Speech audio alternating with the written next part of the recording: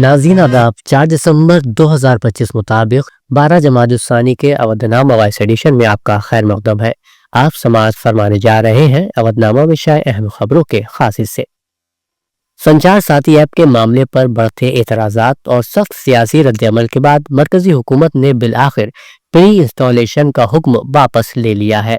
کل وزیر اطلاعات و نشریات جیوترادتیہ سندھیا نے زبانی طور پر یہ وضاحت دی تھی کہ اس ایپ کو ڈاؤن لوڈ کرنا لازمی نہیں ہے، اور اب حکومت نے اس حوالے سے باضابطہ بیان بھی جاری کر دیا ہے۔ محکمہ ٹیلی مواصلات نے بدھ کے روز اپنے نئے بیان میں واضح کیا کہ اس نے 28 نومبر کے اس حکم نامے کو واپس لینے کا فیصلہ کیا ہے، جس میں اسمارٹ فون بنانے والی کمپنیوں کو ہدایت دی گئی تھی کہ وہ تمام نئے موبائل فون میں سنچار ساتھی کو پہلے سے انسٹال کریں اور پرانے فون میں بھی اسے شامل کرنے کا انتظام کریں۔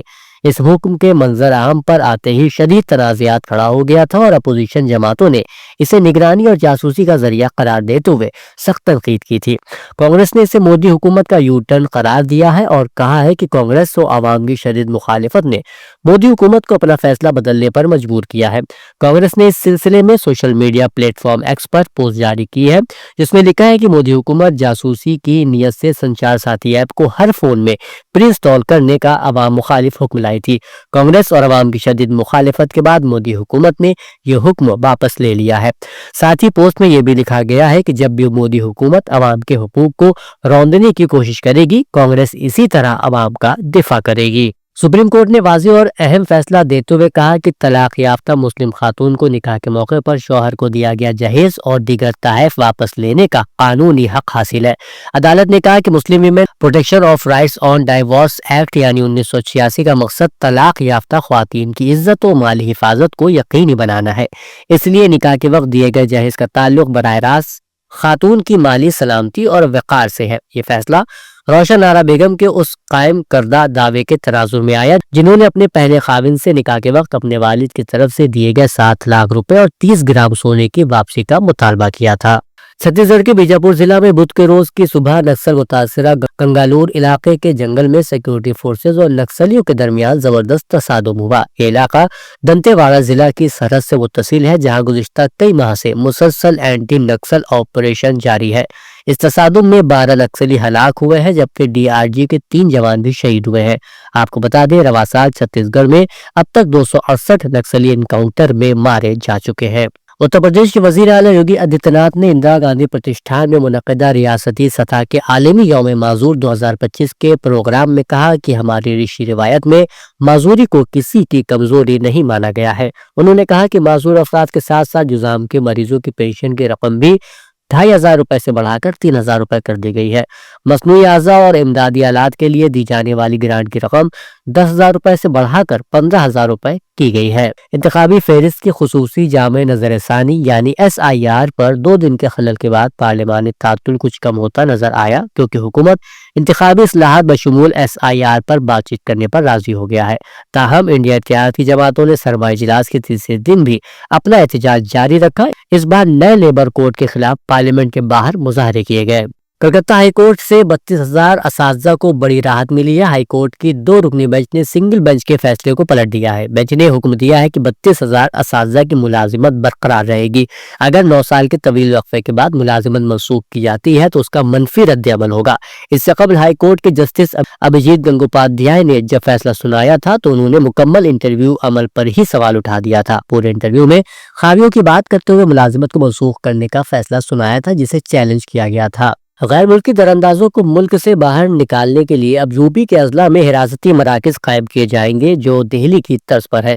وجہ یہ ہے کہ ریاست کے اندر دراندازی کرنے والوں کو مزید برداشت نہیں کیا جائے گا۔ وزیر اعلیٰ نے اس پر سخت فیصلہ لیا ہے، جس کے بعد بنگلہ دیشی اور روہنگیا دراندازوں کے خلاف بڑا کریک ڈاؤن جاری ہے۔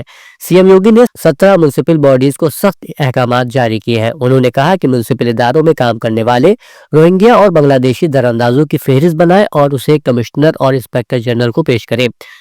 یہ حراستی مراکز ریاست کے ہر ڈویژن میں قائم کیے جائیں گے، جس کے بعد حکام حرکت میں آ گئے۔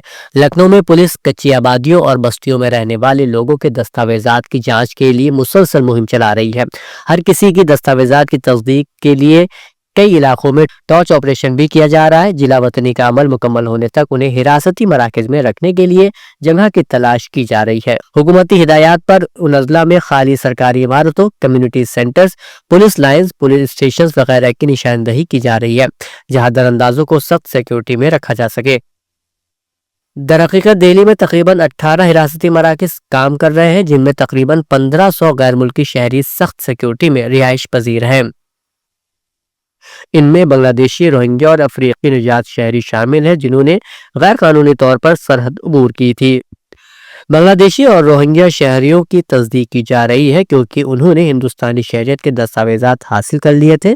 حراستی مراکز میں خوراک، رہائش اور طبی سہولیات بھی فراہم کی جاتی ہیں۔ اردو صرف ایک زبان نہیں بلکہ ایک مکمل تہذیب کا نام ہے جو صدیوں کی علمی، ادبی اور ثقافتی روایت کو اپنے دامن میں سمیٹے ہوئے ہے۔ اردو کی مٹھاس، اس کے لہجے کی نرمی اور الفاظ کی چاشنی اسے دیگر زبانوں میں ممتاز بناتی ہے۔ اسی لیے اردو دلوں کو جوڑنے، محبتیں بانٹنے اور تہذیبی قدریں منتقل کرنے کا بہترین ذریعہ رہی ہے۔ ان خیالات کا اظہار سابق کارگزار وزیر اعلیٰ اتر پردیش ڈاکٹر عمار رضوی نے بین الاقوامی اردو کانفرنس کے دوران کیا۔ کانفرنس کے دوسرے اور آخری دن کا پروگرام لکھنؤ یونیورسٹی کے شعبہ اردو میں ہوا۔ اس موقع پر زبان و ادب کی گراقد خدمات کے لیے پروفیسر عباس رضا نیجر کو ابوالکلام آزاد ایوارڈ سے سرفراز کیا گیا۔ دوسرے دن کے پروگرام میں مجموعی طور پر 3 سیشن ہوئے۔ پہلے اجلاس کی صدارت ڈاکٹر احسن زیدی انگلینڈ نے کی جبکہ مہمان خصوصی کی حیثیت ڈاکٹر ریشما پروین شریک ہوئی۔ اس سیشن میں شعبہ اردو کے اساتذہ ڈاکٹر جانثار عالم، ڈاکٹر اکبر بالگرامی، ڈاکٹر عشرت ناہید، ڈاکٹر پروین شجاعت اور ڈاکٹر موسی رضا نے اپنے مقالات پیش کیے۔ نظامت ریسرچ اسکالر غلام عباس رضوی نے کی۔ دوسرے سیشن میں پروفیسر عمیر منظر اور ڈاکٹر منتظر قائمی نے مقالے پیش کیے۔ اس سیشن کی صدارت ڈاکٹر ریشما پروین نے کی۔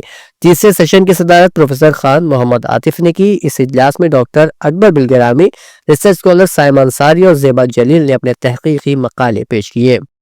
اتر پردیش کے ضلع وارانسی میں بدھ کے روز ممنوعہ کھانسی سرپ کی سمگلنگ کے معاملے میں کلیدی سرگنا شبھم جیسوال کے سگرا تھانہ علاقے میں واقع بادشاہ باغ کالونی والے گھر پر انفورسمنٹ ڈائریکٹوریٹ کی ٹیم پہنچی اور نوٹس چسپاں کیا۔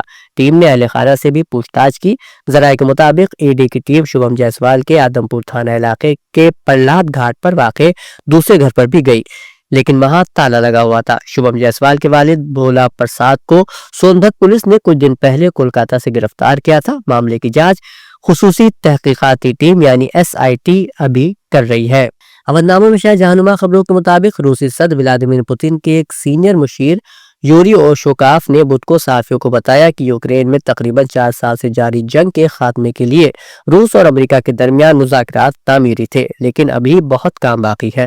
پوتن نے امریکی صدر ڈونلڈ ٹرمپ کے اسٹیو ویٹکوف اور ان کے داماد جیرڈ ڈکشنر سے کرملن میں ملاقات کی جو منگل کو دیر گئے شروع ہونے والی بات چیت میں ٹرمپ انتظامیہ کی طرف سے ایک امن معاہدے کی نئی کوشش کے طور پر ہوئی۔ فریقین نے مذاکرات میں ہوئی بات چیت کو ظاہر نہ کرنے پر اتفاق کیا ہے۔ وہیں امریکی صدر ڈونلڈ ٹرمپ نے کہا ہے کہ روس یوکرین نئی جنگ ہوگی جو میں ختم کراؤں گا۔ جنگ ختم کرانے پر نوبل انعام ملنا چاہیے۔ یہ بات انہوں نے کابینہ اجلاس میں اظہار خیال کرتے ہوئے کہی۔ امریکی صدر نے کہا کہ اب تک ہند پاک سمیت 8 جنگیں ختم کرا چکا ہوں۔ امریکی صدر نے کہا کہ یوکرین کی صورتحال پیچیدہ ہے، مسئلہ حل کرنا آسان نہیں۔ میرے خیال میں مجھے ہر جنگ ختم کرانے پر نوبل انعام ملنا چاہیے لیکن میں لالچی نہیں بننا چاہتا۔ 3 دسمبر یعنی بدھ کے روز ہزاروں کی تعداد میں خواتین اور بچیوں نے رہبر انقلاب اسلامی آیت اللہ سید علی خامنہئی سے ملاقات کی۔ اس ملاقات میں رہبر انقلاب نے خواتین کے سلسلے میں کئی اہم نکات کی طرف اشارہ کیا اور فرمایا کہ عورت کو صرف گھریلو کاموں تک محدود کرنا درست نہیں بلکہ وہ گھر کے نظام کی اصل منتظم ہے۔ اسی طرح انہوں نے فرمایا کہ خواتین کو سماجی، علمی، سیاسی اور اقتصادی میدانوں میں مردوں کے برابر حقوق حاصل ہیں۔ ایک اور خبر کے مطابق اسرائیلی فوج کی جانب سے غزہ میں جنگ بندی کی خلاف ورزیوں کا سلسلہ جاری ہے۔ فضائی حملوں میں ایک صحافی سمیت 3 فلسطینی شہید ہو گئے۔ غیر ملکی ذرائع ابلاغ کے مطابق فلسطینی محکمہ صحت کا کہنا ہے کہ خان یونس کے مرکزی علاقے میں فضائی حملے میں صحافی محمود وادی شہید اور ان کا ساتھی زخمی ہو گیا۔ صحافی محمود وادی کو دوران رپورٹنگ نشانہ بنایا گیا۔ وسطی غزہ میں قائم پناہ گزین کیمپ میں اسرائیلی فائرنگ سے ایک نوجوان شہید ہوا، جبکہ زیتون کے علاقے میں ایک اور نوجوان کو گولی مار کر شہید کر دیا گیا۔ واضح ہے کہ غزہ پر اسرائیلی فوج کی نسل کش جنگ کے نتیجے میں اکتوبر 2023 سے اب تک کم از کم 70,100 فلسطینی شہید اور 1,70,965 زخمی ہو چکے ہیں۔ اودھ نامہ میں شائع مضامین کو مکمل طور پر پڑھنے کے لیے اودھ نامہ .com پر وزٹ کریں۔